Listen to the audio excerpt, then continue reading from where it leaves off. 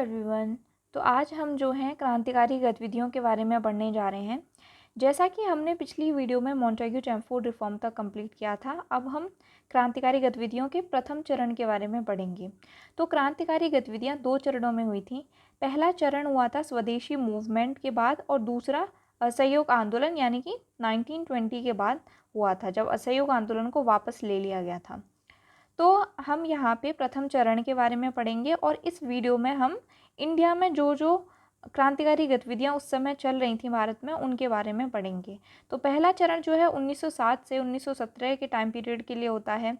और स्वदेशी मूवमेंट, जैसा कि हम जानते हैं कि बंगाल डिवीज़न को लेकर स्टार्ट हुआ था। जब ये मूवमेंट खत्म हो जाता है तो इसके बाद क्रांतिकारी गतिविधियाँ होती हैं और अगली गतिविधियाँ असहयोग आंदोलन जो 1920 में होगा उसके वापस लेने के बाद शुरू होंगी।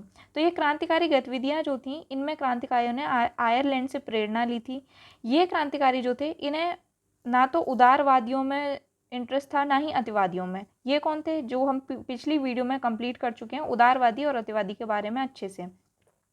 यहाँ पे मैं ब्रीफ में बता दूं तो ये दोनों जो हैं कांग्रेस के खेमे थे, उदारवादी और अतिवादी। उदारवादी प्रार्थना की पद्धति पर काम करते थे, प्रार्थना और याचना की पर, और अतिवादी जो है वो संघर्ष की पद्धति पर काम करते थे। तो इन्हें इन दोनों में ही विश्वास नहीं था और इन्हें ये चीज़ समझ में आ गई कि यदि हमें स्वतंत्रता प्राप्त करनी है तो इसके लिए हमें संघर्ष करना पड़ेगा और क्रांति के बिना हम स्वतंत्रता प्राप्त नहीं कर सकते हैं। तो सबसे पहले हम क्रांतिकारी गतिविधियां, जो मेनली एक सेंटर माना जाता है क्रांतिकारी गतिविधियों के लिए, वो बंगाल था। बंगाल में 1902 में अनुशीलन समिति बनी। ये पहली गुप्त समिति थी जो अनुशीलन समिति बनी थी और ये भद्रलोक समाज से स्टार्टिंग हुई थी। इसकी अनुशीलन समिति को लेकर मिदनापुर में ज्ञानेंद्र वसु और कलकत्ता में पी मित्रा ने इनकी स्थापना की थी। ये अनुशीलन समिति जो थी वो मेनली शारीरिक और नैतिक प्रशिक्षण तक ही सीमित रहीं। अब हम बात करते हैं, बंगाल में कुछ न्यूज़पेपर्स भी थे जिन्होंने क्रांतिकारी गतिविधियों का काम किया। वो लगातार क्रांतिकारी साहित्य का कार्य करते थे और जो भी क्रांतिकारी करते थे उनकी चीज़ों को अप्रिशिएट करने का काम करते थे। तो इसमें थे युगांतर और संध्या, ये जो है पेपर्स थे। युगांतर मेनली बहुत इंपॉर्टेंट रोल प्ले करता है यहाँ पर, और युगांतर के बारे में एक बुक है मुक्ति कौन पाथे, उसमें भी इसकी चर्चा की गई है।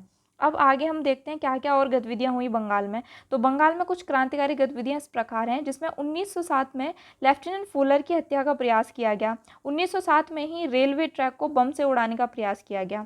1908 में न्यायाधीश किंग्सफोर्ड की हत्या करने का प्रयास किया गया, लेकिन गलती से बम जो है वो कैनेडी की गाड़ी पर लग गया, जिसकी वजह से 2 यूरोपियन महिलाओं की हत्या हो गई। और इस केस में प्रफुल्ल चाकी और खुदीराम बोस का मेन रोल प्ले करते हैं ये लोग। इस चीज़ को लेकर इन्हें गिरफ्तार भी किया जाता है। उच्च वर्ग ने सबसे ज़्यादा समर्थन दिया, मुस्लिम्स ने यहाँ पर भाग नहीं लिया क्योंकि ये धर्म पर अधिक बल देते थे, इस वजह से। अब हम देखें महाराष्ट्र में, तो महाराष्ट्र में 1879 में रामोसी कृषक दल की स्थापना हुई, जो कि वासुदेव बलवंत फड़के का इंपॉर्टेंट रोल प्ले करते हैं। ये एक सशस्त्र विद्रोह था। यदि हम विद्रोह समिति की रिपोर्ट की आधार पर माने तो रामोसी कृषक दल को सबसे प्रथम इंडिया में बनने वाला क्रांतिकारी दल बोलते हैं इसको, और 1890 तक आते आते इसका दमन हो चुका था। अब तिलक के बारे में देखते हैं। तो तिलक जी ने क्या किया यहाँ पर, उन्होंने लोगों में स्वराज और की भावना और राष्ट्र प्रेम जगाने के लिए उन्होंने गणपति और शिवाजी से त्यौहार उत्सव मनाए। इन्होंने मराठा और केसरी, ये इनके न्यूज़पेपर थे जिसमें इन्होंने काफ़ी लेख लिखे क्रांतिकारी गतिविधियों से रिलेटेड। तिलक के ही कुछ शिष्य थे जिनका नाम बालकृष्ण चापेकर और दामोदर चापेकर था।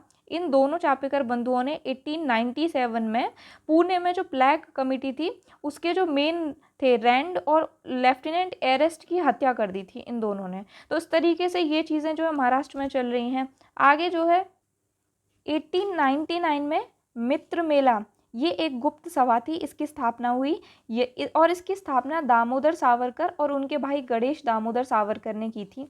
1904 में यही मित्र मेला आगे चलकर अभिनव भारत बनती है और अभिनव भारत के ही एक सदस्य अनंत कानेन ने जो है मजिस्ट्रेट जैक्सन की हत्या कर दी थी। अब हम पंजाब में गतिविधियों को देखें तो पंजाब में लाला लाजपत राय और अजीत सिंह ने मेन रोल प्ले किया। लाला लाजपत राय का यदि हम एक समाचार पत्र देखें तो ये पंजाबी था और अजीत सिंह का भारत माँ था। अजीत सिंह ने स्टार्टिंग में भू राजस्व जो कि बढ़ाया जा रहा था, टैक्स लैंड रेवेन्यू, उसको वापस लेने के लिए आंदोलन चलाया, लेकिन बाद में इनका इंटरेस्ट जो है वो क्रांतिकारी गतिविधियों की ओर बढ़ गया। अब हम दिल्ली में देखते हैं तो दिल्ली में 1912 में वायसरॉय लॉर्ड हार्डिंग के काफिले पर बम फेंका गया, जिसमें मेन रोल जो है रास बिहारी घोष और सचिन सन्याल तथा अन्य इनके सहयोगियों का था, और इस चीज़ को लेकर इन पर दिल्ली षड्यंत्र केस चलाया गया था। इस तरीके से हमने बंगाल, महाराष्ट्र, पंजाब और दिल्ली में जो क्रांतिकारी गतिविधियां चल रही थी उनके बारे में हमने देखा। नेक्स्ट वीडियो में हम क्रांतिकारी गतिविधियाँ जो विदेश में चल रही थी, वहाँ पर इंडियंस जा जाकर कौन कौन सी गतिविधियाँ कर रहे थे, उनके बारे में हम देखेंगे।